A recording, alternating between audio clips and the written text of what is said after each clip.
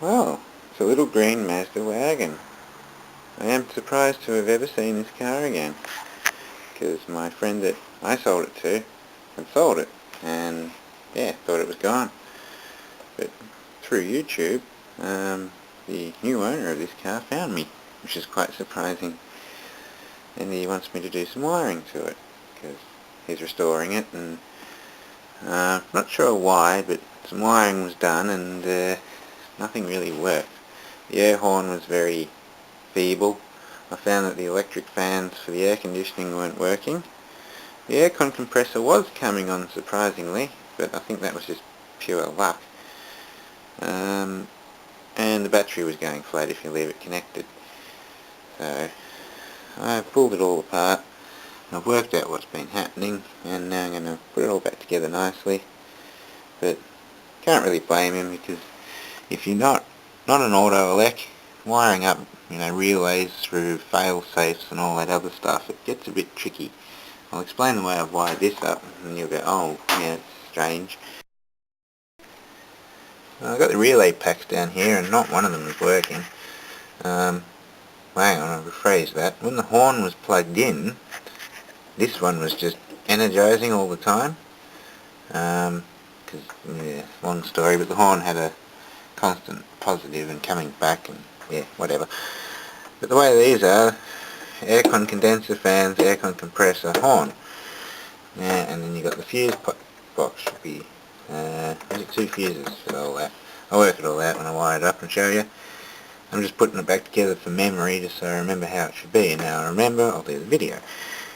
But the way this all works, you've got power that comes in through this wire from the air conditioning when you call for cold, energizes this relay, which turns on the fan, which then gives this relay power. Also goes off, this wire continues going off and plugs into this wire, which goes over to the pressure switch and then comes back again through, where is it, this wire, and energizes this relay, and then that turns on the compressor. And there's another one that goes here to the fuse box. So basically, if the fan fails to energize, the compressor won't come on. That's the way I've wired this. So this one powers this one, and then if the system does high side, the fans will keep running, but the compressor will stop. So it is a bit of a tricky system to wire up if you're not used to it. But yeah, if anyone understands that little ramble I just gave. But alright, well I'll sort all this out and make it all nice and pretty. I'm going to trim the wires and redo it all. And I've got to sort out the Parker lights. They're not working at all. And I don't think the problem's down here, so it's probably in the dashboard. Alright, well I've pulled it all apart. So now ready just to rewire the whole lot from scratch. Easier that way, and it'll look better. Because this car was sort of, built the car, then put air conditioning in it, then put air horns in it. So the wiring wasn't pretty, but it was functional. So now I'm going to make it functional and pretty. Oh, I do miss this little car. They're a very good little car. Unfortunately the rust got to most of them. I was able to save this one about 8 years ago, and it's being saved again luckily, so cool. Well, I've had to go to this extent to isolate what's wrong. I found the wiring in the dash was a bit melted heading towards the clock. I disconnected all the lights at the back, the front, and just to isolate everything, and it was still a short circuit. So I went to the clock, disconnected this wire here, and that plug at the back, and there was no short circuit. You can see those wires have copped a bit of heat as well. So I've taken the clock out and found that it had extra wires tapped off it, and that was just stuffed down the back, so they could have been short. So I've taken that out, but it's still got a short circuit.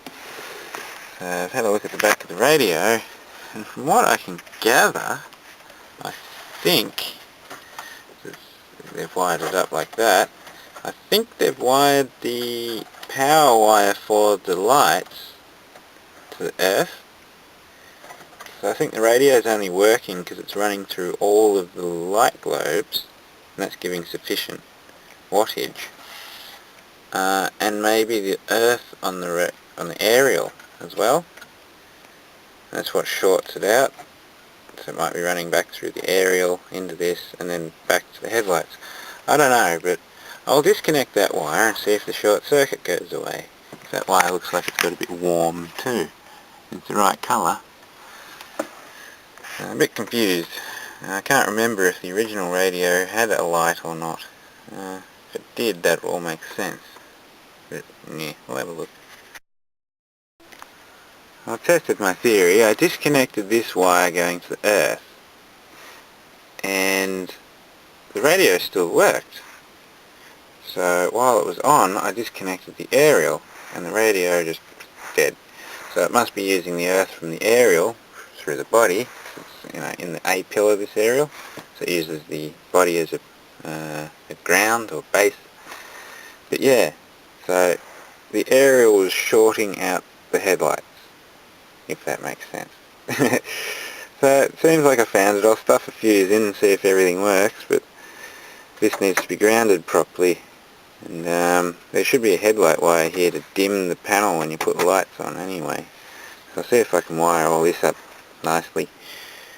So yeah, well, that seems to be it. That little wire right there.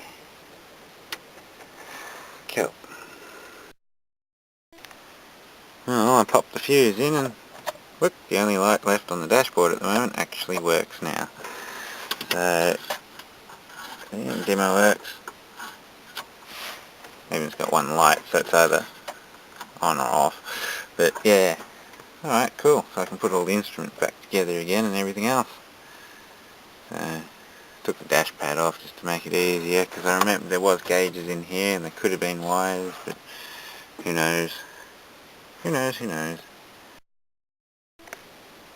Well, I've sorted out the wiring pretty good.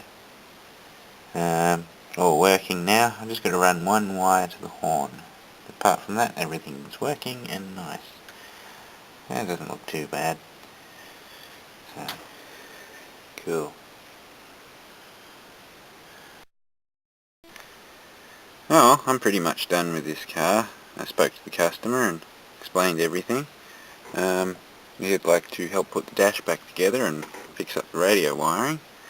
So I'll wait until he comes to pick it up before we throw it all together. So I would have put this back in, but it's missing one globe. So I figured I'd get him to bring one along with him, the whole holder and everything. And that way he doesn't have to pull it out again later to put the globe back in. So I'm done with the cabin for tonight. And I'm done under the bonnet now too. Well, there we go. All wired up and done. Loomed up, looks nice. Much better. Air horn's all done. So I'll give it all a bit of a test so you can see. But yeah, that looks much better than it did.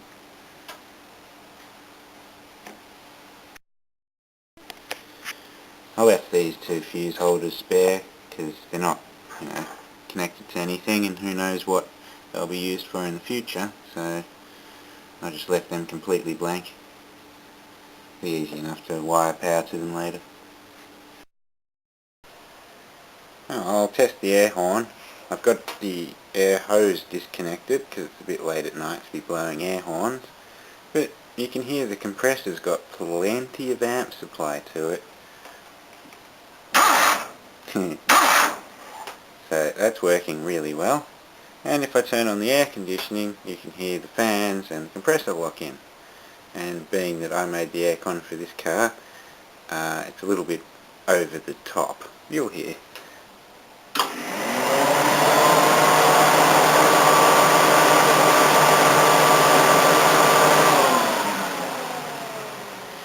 Yes, there's plenty of airflow there, and it's still got its fixed 5-blade mechanical fan. So this car never has any problem with heat. Ever. So, yes, very good. And the next car to wire is this one, so stay tuned for videos of the NSU rotary.